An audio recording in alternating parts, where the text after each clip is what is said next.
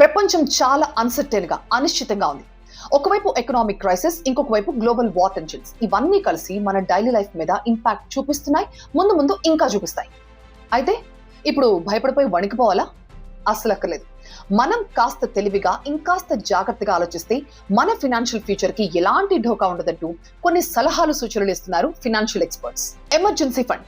ఈ విషయం అందరికీ తెలుసు, కానీ ఎవరు ఫాలో అవ్వరు. కనీసం 6 నెలల ఖర్చులకు సరిపడా డబ్బులు మనం సేవింగ్స్ రూపంలో దాచిపెట్టుకోవాలి. క్రైసిస్ టైంలో ఇది మనకు ఒక సేఫ్టీ నెట్ లాగా కాపాడుతుంది. నెంబర్ 2, అప్పులు తగ్గించుకోండి. అవసరం లేని లోన్ల జోలికి వెళ్ళకండి.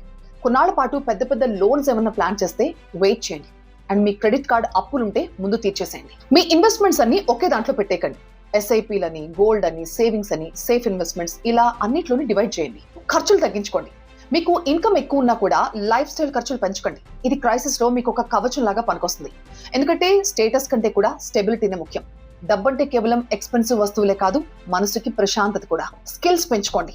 ఒకటే ఇన్కమ్ సోర్స్ మీద ఆధారపడకుండా కొత్త స్కిల్స్ నేర్చుకుని మల్టిపుల్ ఇన్కమ్ సోర్సెస్ కి వెళ్ళండి. ఇలాంటి క్రైసిస్ టైంలో డబ్బు సంపాదించడం కంటే ఉన్న డబ్బుని కాపాడుకోవటం ముఖ్యం. చూడండి, ప్రతి జనరేషన్, ప్రతి తరం ఇలాంటి ఒక క్రైసిస్ ని, సంక్షోభాన్ని చూశారు. కానీ నిలబడ్డ వాళ్ళంతా ఆ క్రైసిస్ ని చూసి భయపడిన వాళ్ళు కాదు, ఆ క్రైసిస్ కి సిద్ధంగా ఉన్నవాళ్ళు. So be ready.